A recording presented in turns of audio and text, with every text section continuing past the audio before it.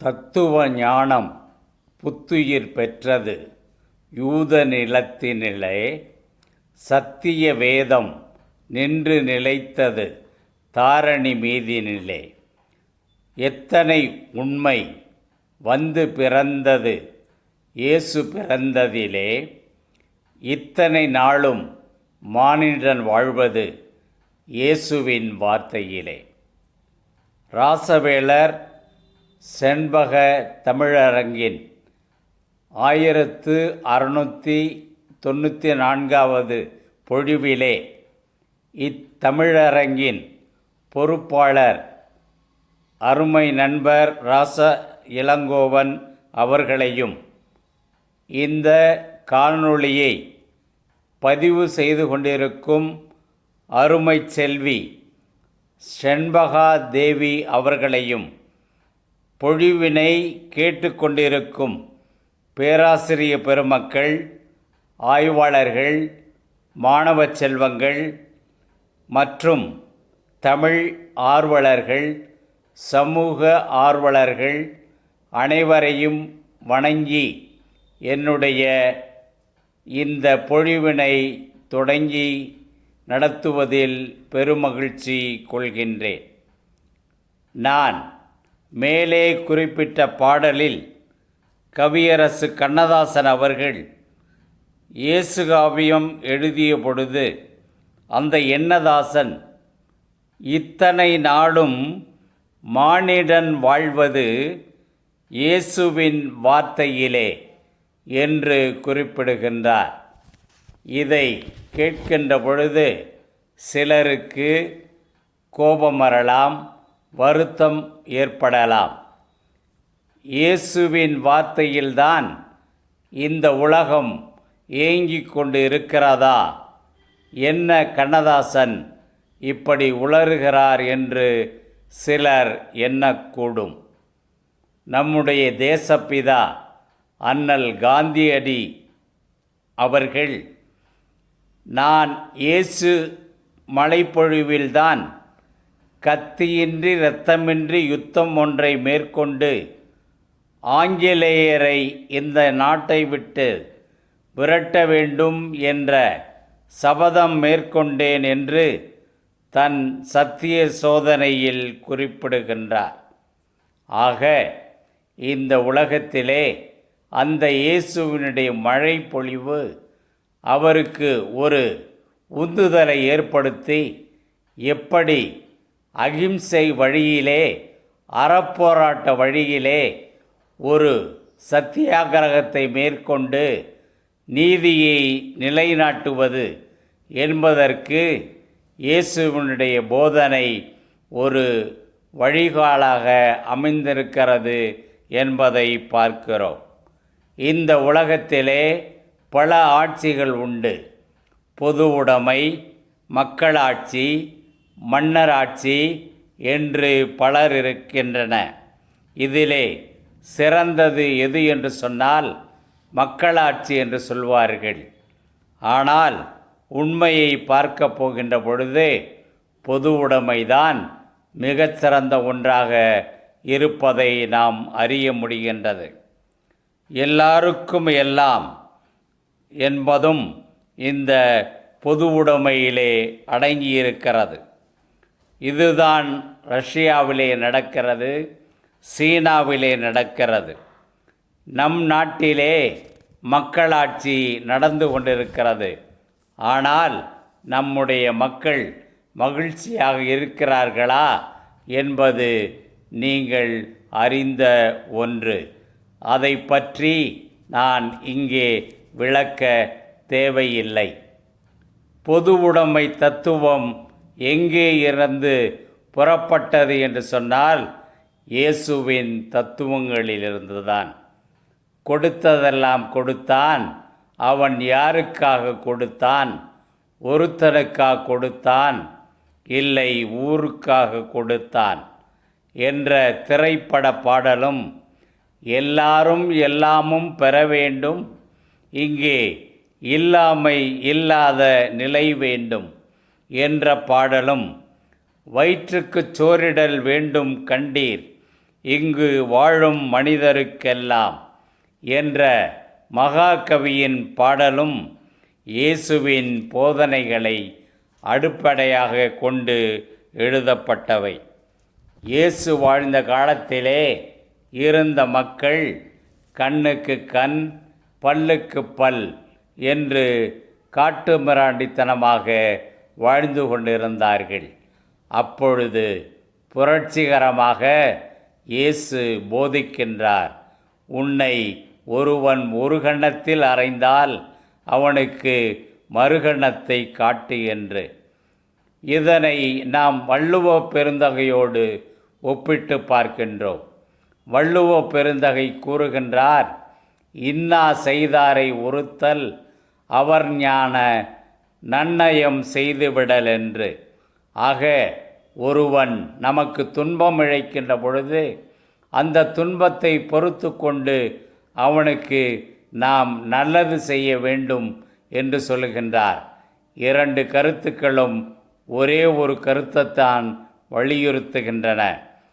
அப்படி பார்க்கின்ற பொழுது இயேசுவின் கருத்தும் வள்ளுவரின் கருத்தும் ஒன்றாக இருக்கின்றது. அவர்கள் வாழ்ந்த காலகட்டத்தை பார்க்கின்றோம். இயேசுக்கு முன்னால் வாழ்ந்தவர் வள்ளுவர் பெருந்தகை. இயேசுவினுடைய இந்த போதனையான ஒரு கன்னத்தில் அறைந்தால் மறுகன்னத்தை காட்டு என்பதை கண்ணதாசன் அவர்கள் தம்முடைய இயேசு காவியத்தில் இரத்தத்துக்கு இரத்தம் என்று பகை நாடுதல் தத்துவம் அன்று உத்தமர் செய்வது ஒன்று அதை ஓங்கி நான் கூறுவேன் என்று. உன்னொரு கன்னத்தில் இட்டால் நீ ஓங்கி அடித்து விடாதே, இன்னொரு கன்னத்தை காட்டு, இது என்றென்றும் ஞானத்தின் பாட்டு.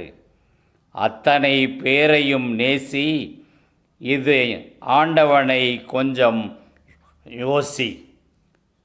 முத்த கிரணத்தை வீசி தந்தன் அத்தனை பேருக்கும் ஆசி என்று மொழிவதை பார்க்கின்றோம். இங்கே இயேசுவுக்கு முன்னர் வாழ்ந்த வள்ளுவர் கூற்று மேலும் கூறப்படுகின்றது, இனிய உளவாக இன்னாத கூறல் கனியிருப்ப காய் கவர்ந்தற்று என்று. ஆக நல்ல கனிந்த பழம் இருக்கின்ற பொழுது யாராவது கனியை பறித்து உண்பார்களா?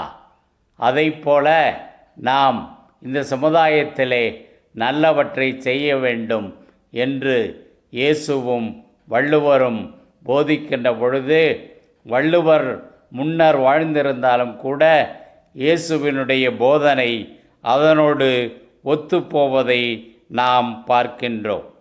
இதனை சில ஆய்வாளர்கள் ஏறக்குறைய ஒரு காலத்திலே அவர்கள் வாழ்ந்திருந்தாலும் கூட இயேசு திருவள்ளுவரை சந்தித்திருக்க கூடுமோ என்றும் திருக்குறளை அவர் படித்திருக்க கூடுமோ என்றெல்லாம் யோசித்து பார்க்கின்றார்கள்.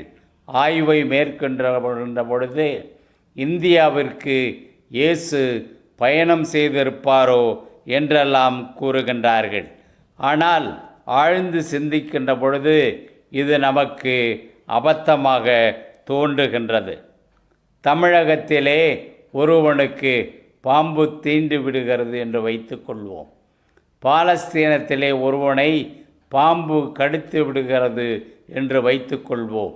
அப்படி பார்க்கின்ற பொழுது இரண்டு நாடுகளிலும் பாம்பு கடித்த இடத்திற்கு மேலாக ஒரு கட்டு போடுகிறார்கள் என்று சொன்னால் இது பொது அறிவின் பெறப்பட்ட ஒரு செய்தி என்று நாம் சொல்லிவிடலாமே தவிர இது இருவருடைய ஒரு நட்பு காரணமாக வந்த ஒன்றாக நாம் கருதிவிட முடியாது. ஆங்கிலத்திலே ஒரு முதுமொழி உண்டு, great men think alike sometimes fools too என்று. ஆக ஒவ்வொரு சூழ்நிலையிலும் ஒவ்வொரு மனிதனும் ஒவ்வொரு ஞானியும் தன் அறிவுக்கு எட்டியதை போதிக்கின்றான். அப்படித்தான் நாம் பொருள் கொள்ள வேண்டியிருக்கின்றது. ஆழ்ந்து சிந்திக்கின்ற பொழுது திருவள்ளுவரை இயேசு சந்தித்திருக்கலாம், திருக்குறளை படித்திருக்கலாம். இயேசு இறந்த பின் தூய தோமையார், அதாவது ஆங்கிலத்திலே சென்ட் தாமஸ் என்று சொல்லுவார்கள், அவர் இந்தியாவிற்கு பயணத்தை மேற்கொள்ளுகின்றார். 12 சீடர்களில் ஒருவரான தூய தோமையார் இந்தியாவிற்கு வருகிறார் என்று சொன்னால், இந்தியாவிற்கும் அந்த பாலஸ்தீனத்திற்கும் இடையே ஒரு தொடர்பு இருந்திருந்தால்தான் அவர் இங்கே பயணத்தை மேற்கொண்டு இருக்க முடியும். எனவே அவர்கள் ஒத்த கருத்துக்களை சொல்லியிருந்தாலும் கூட அவர்களுடைய சந்திப்பு நேர்ந்திருக்கலாமோ என்று எண்ண தோன்றுகிறது. ஆனால் இது ஒரு முடிந்த முடிவு அல்ல. இன்றைய காலகட்டத்தை பார்க்கின்ற பொழுது கிறிஸ்துவ மதத்தை உலகத்திலே 34 விழுக்காட்டு மக்கள் பின்பற்றி வருகிறார்கள். இதற்கு காரணம் இயேசுவினுடைய போதனைகள் மட்டுமல்ல, அவர் மேற்கொண்ட தானாக மனமு வந்து ஏற்றுக்கொண்ட அந்த சிலுவை மரணம். அந்த மரணம்தான் அவருக்கு இந்த உலகத்திலே இன்றியமையா ஒரு இடத்தையும் புகழையும் பெற்றுத்தந்தது என்று கூறலாம். பலரும் கூறுவார்கள் இயேசு உயிர்த்தெழுந்தார் என்று. உண்மையாக இருக்கலாம். உயிர்ப்பை யாரும் பார்க்கவில்லை. விவிலியத்திலே அவர் உயிர்த்தார் என்று இருக்கிறது. ஆனால் கண்ணால் கண்டதற்கு சாட்சிகள் இல்லை.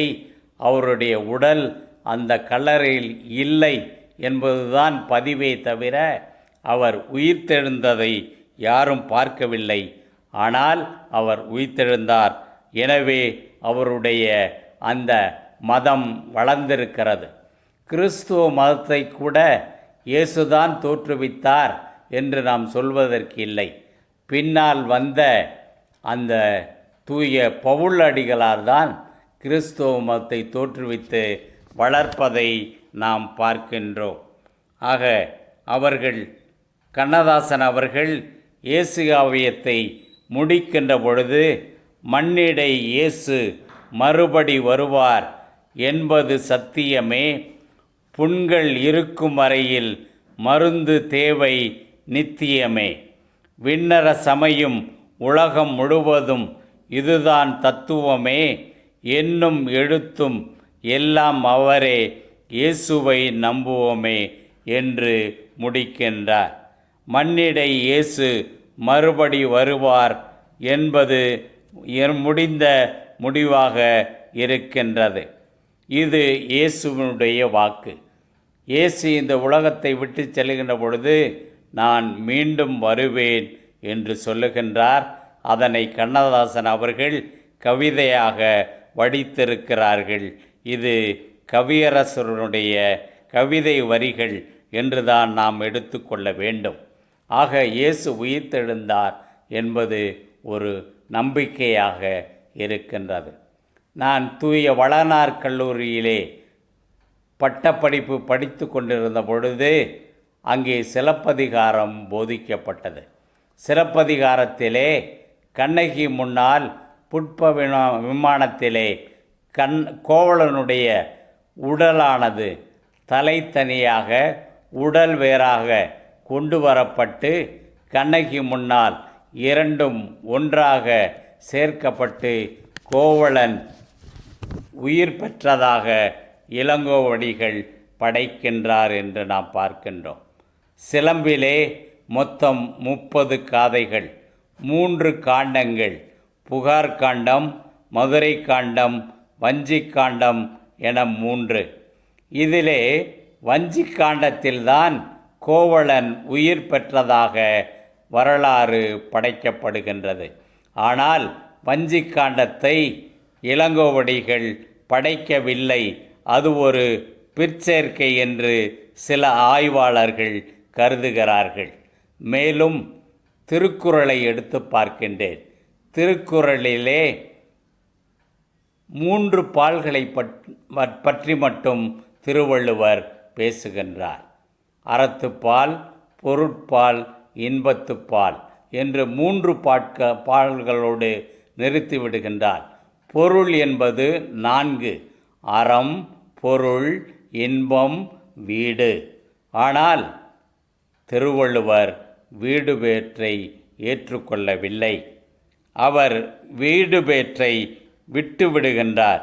காரணம், வீடு பேற்றில் அவருக்கு நம்பிக்கை இல்லை. அவரை பொறுத்த மட்டில் இந்த உலகத்தில் பேரின்பம் என்பது இல்லறமே. கணவன் மனைவியோடு இணைந்து வாழ்ந்து மக்களை பெற்று நன்வாழ்க்கை வாழ்வதே வாழ்க்கை என்பது அவருடைய கருத்தாக இருக்கிறது. 1330வது குறட்பாவிலே அவர் மொழிகின்றார், ஊடுதல் காமத்திற்கின்பம் அதற்கின்பம் கூடி முயங்க பெறின் என்று. ஆக கணவனும் மனைவியும் இணைந்து வாழ்வதுதான் உண்மையான வாழ்க்கை என்பது அவருடைய கருத்தாக இருக்கிறது. திருக்குறளுடைய முதல் குறள் அகர முதல எழுத்தெல்லாம் என்பதை நாம் அறிவோம். ஆ என்பது முதல் எழுத்து, கடைசி எழுத்து 30வது எழுத்து ந என்பதை நாம் அறிவோம்.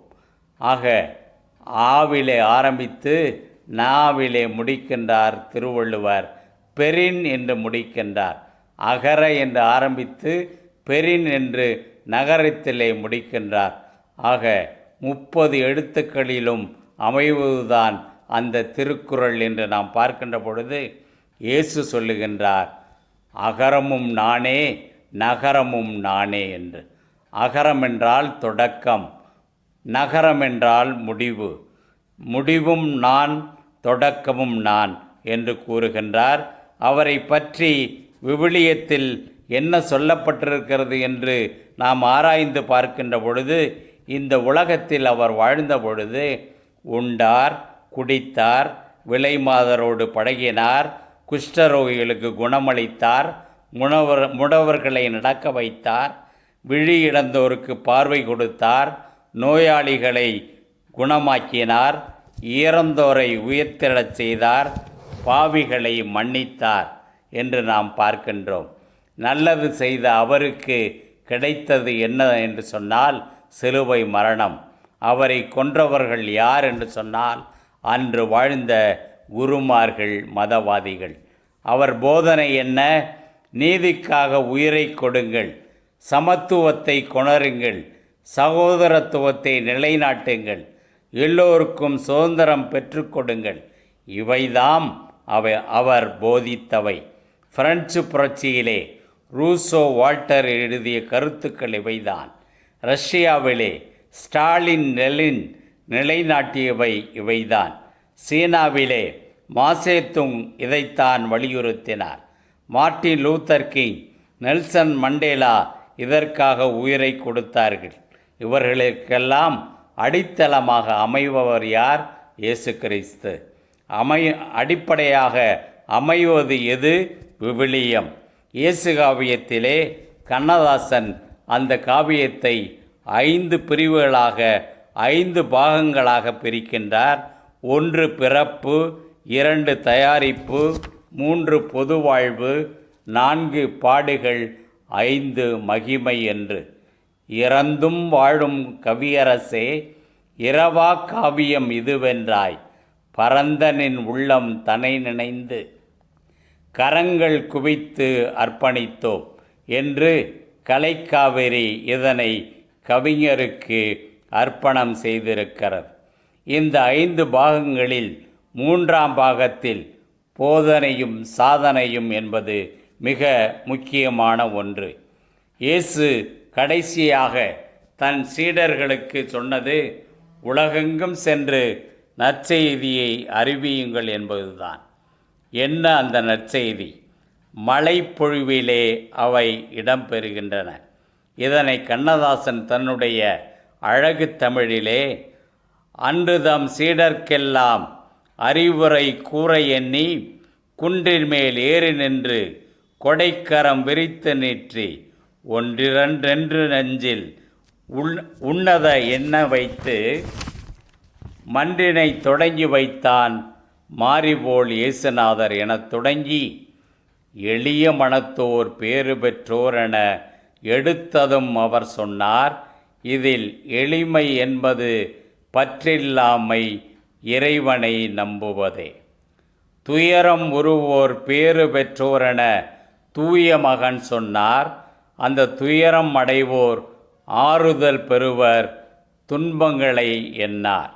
சாந்தமுடையோர் பேறு பெற்றோரென தத்துவமும் சொன்னார்.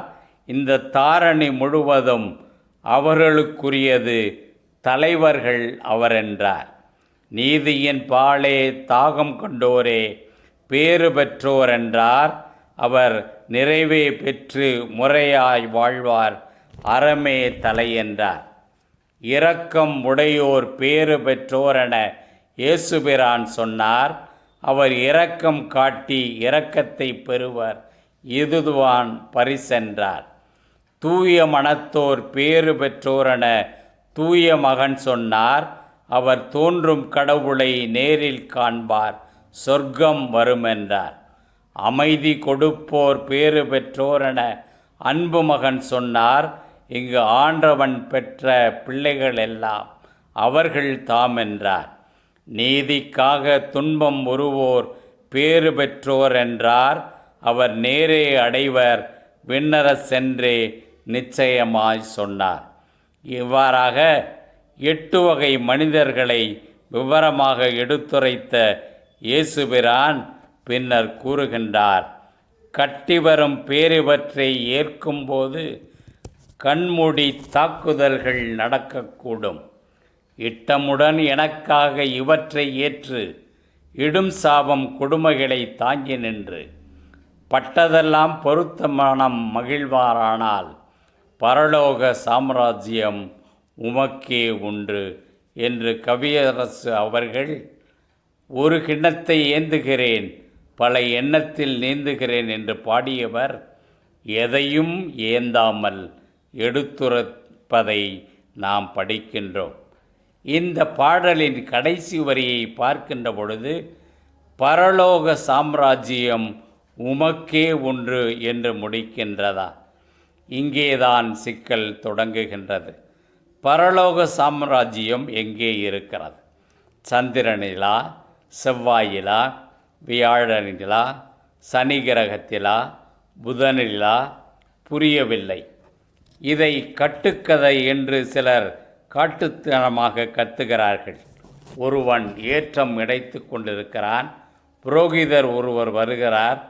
தம்பி, நீ இங்கே ஏற்றம் இறைத்து கொண்டிருக்கிறாயே, பக்கத்தில் பயிர் ஏதும் இல்லையே, இந்த தண்ணீர் எங்கே சென்று பாய்ந்து கொண்டிருக்கிறது என்று கேட்க அவன் சொல்கிறான், 2 மைல்களுக்கு அப்பால் 60 தென்னம்பிள்ளைகள் நட்டிருக்கிறேன், அங்கே சென்று பாய்ந்து கொண்டிருக்கிறது என்று சொல்கிறான். அவர் கேட்கிறார், என்ன மடத்தனமாக இருக்கிறது? 2 கிலோமீட்டருக்கு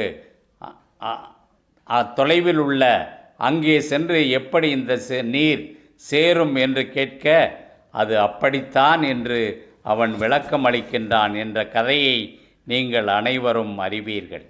ஆக இந்த உலகத்திலே, இந்த வாழ்க்கையிலே மோட்சம் நரகம் உண்டா, இம்மை மறுமை என்பது பற்றிய கருத்துக்கள் என்ன என்ற வினாக்கள் நமக்குள்ளே எழுந்தாலும் இவற்றை பற்றிய கவலைகள் நமக்கு தேவையில்லை. அப்படி இருந்தால் திருவள்ளுவரை நிச்சயமாக குறிப்பிட்டிருப்பார். இந்த உலகில் மருத்துவமனைகளுக்கும் சிறைகளுக்கும் மிகப்பெரிய உல்லாச விடுதிகளுக்கும் சுற்றுலா தலங்களுக்கும் சென்று பாருங்கள். மோட்சம் நரகம் எல்லாம் ஏறக்குறைய இந்த உலகத்திலேயே ஒரு மனிதன் அனுபவித்து விடுகிறான் என்பதை நாம் அறிய முடிகின்றது. அப்படியென்றால் மறுமை என்ற ஒன்று கிடையாதா என்றால் ஆங்கிலத்திலே அருமையாக சொல்லுவார்கள், கடந்த காலத்தை பற்றி கவலைப்படாதீர்கள், நிகழ்காலத்தை வாழ கற்றுக்கொள்ளுங்கள். எதிர்காலம் உங்களுக்கு ஒரு வினாவாக அமையக்கூடாது என்பதை leave the past, live the present, don't worry about the future என்பதை அழகாகச் சொல்லுகின்றார்கள். எனவே இயேசு காவியத்தை பற்றி கவியரசு அவர்கள் குறிப்பிடும் இடத்து, பேச்சு வாக்கிலே துவங்கிய ஒரு முயற்சி வேலை செய்ய உட்கார்ந்த பொழுது பயம் என்னை பீடித்தது. என்ன பிரம்மாண்டமான வேளையில் நாம் கை வைத்து விட்டோம். இயேசு பெருமான் அருள் பாலித்தார்.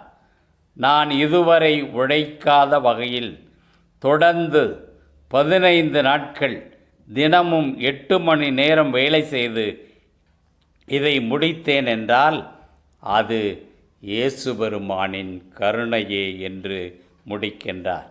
பல சமயங்களில் பலர் என்னை இரவா காவியம் ஒன்று எழுதுங்கள் என்று வற்புறுத்தியதுண்டு. அந்த இரவா காவியம் இயேசு காவியம்தான் என்று என்னால் உறுதியாக கூற முடியும் என்று கவியரசு கண்ணதாசன் அவர்கள் இயம்புகின்றார். இந்த இயேசு காவியம் சுமார் 400 பக்கங்களை கொண்ட கவிதை நூல். இது 1982ஆம் ஆண்டு வெளியிடப்பட்டது. அப்பொழுது நம்முடைய தமிழகத்தினுடைய முதலமைச்சராக விளங்கிய பொன்மனச்செம்மல் எம்ஜிஆர் அவர்கள் முதல் பிரதியை பெற்றுக்கொண்டார். இதுவரை ஏறக்குறைய 5 லட்சம் பிரதிகள் விற்று தேர்ந்திருக்கின்றன. அந்த அளவுக்கு இயேசு காவியம் ஒரு உன்னதமான நூலாக திகழ்ந்து கொண்டிருக்கிறது. இப்படிப்பட்ட எளிமையான கவிதை நடையில் அமைந்துள்ள, புரியும் தமிழில் அமைந்துள்ள முத்தான காவியம் இயேசு காவியம். ஒருவனுக்கு இந்த உலகில் தேவை நிம்மதி, அமைதி, சாந்தம். இவற்றை பெற நினைப்பவர்கள் இயேசு காவியத்தை வாங்கி படித்து பாருங்கள். நல்ல கருத்துக்களை எடுத்து கொள்ளுங்கள். தமிழகத்தில் அன்னப்பறவை எப்படி பாலை அருந்துவிட்டு நீரை வைத்து விடுகிறதோ அதைப்போல உங்களுக்கு தேவையான கருத்துக்களை உள்வாங்கி நிம்மதியை தேடிக்கொள்ளுங்கள்.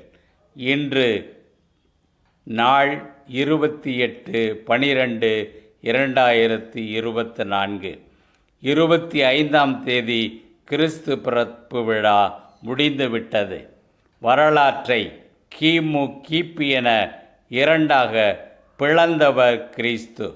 அடுத்து புத்தாண்டு பிறக்க இருக்கின்றது. நம்முடைய உள்ளங்களில் புதிய எண்ணங்களை, புதிய திட்டங்களை வகுத்து வீட்டுக்கும் நாட்டுக்கும் நன்மைகள் செய்வோம். அனைவருக்கும் வரும் புத்தாண்டு நலம் கொணரட்டும்.